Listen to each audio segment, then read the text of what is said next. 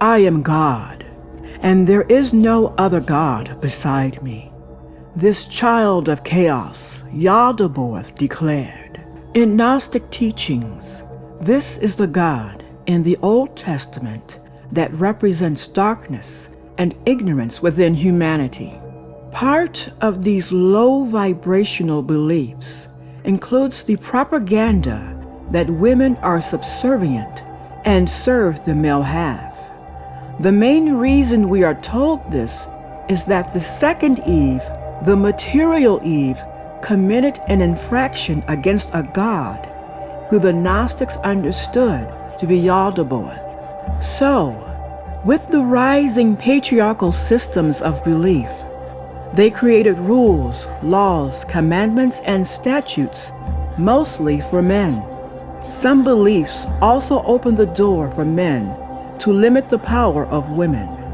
During their religious wars, pogroms against other ethnic groups would take young girls, penetrate their minds, and make them wives and servants and concubines. Now let's think about this. Is this what the true all or source of multiverses wanted? Is this what the monad, the one, commanded?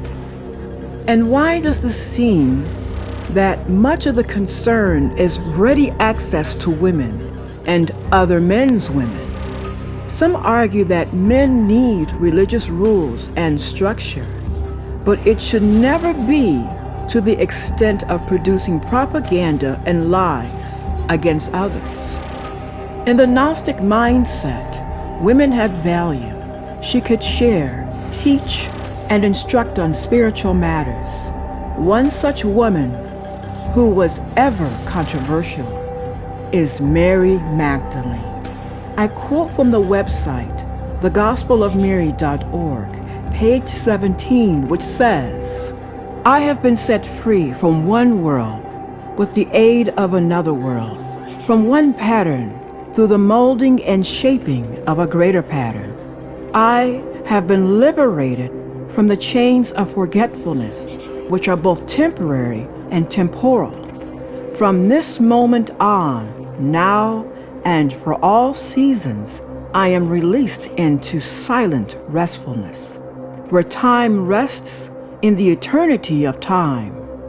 After saying these things, Mary settled into silence, that place of sanctuary to which the Savior's words had brought her. But Andrew responded and said to the brothers and sisters, "Tell me, what do you think about all that she has been telling us?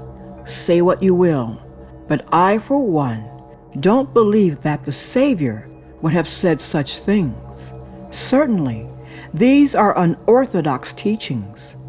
It all seems quite different from his way of thinking." After some consideration, Peter responded in a similar way. He questioned the brothers about the Savior. Did he really speak secretly with a woman, and not openly so that we could all hear? Are we just going to turn around and listen to her? Did he really choose her and prefer her to us? Surely he wouldn't have wanted to show that she is more worthy than we are? You can see here how the men felt some kind of way about Mary receiving knowledge over all the disciples. And because of this envy, they twisted her image into a desperate, low-hanging fruit of a sinner instead of a disciple of understanding, wisdom, and knowledge. Do we see the propaganda at work to remove the influence of women from any kind of work to help and improve humanity? Within each woman and man dwells the essence of the first Eve, a wellspring of spirituality, wisdom, and knowledge, waiting to be tapped into and unleashed. Therefore, spirituality is often the domain of women. She often receives knowledge directly from infinite mind, the all, the one, source energy. Organized religion, as it currently stands, demotes women and places chains around humanity while giving a false sense of growth.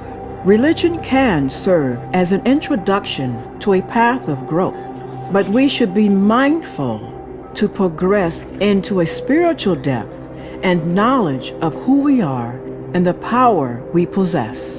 And that, my friends, that is to finally break free from the suffering chains of this world, a feeling like emerging from a dark, damp prison into the sun.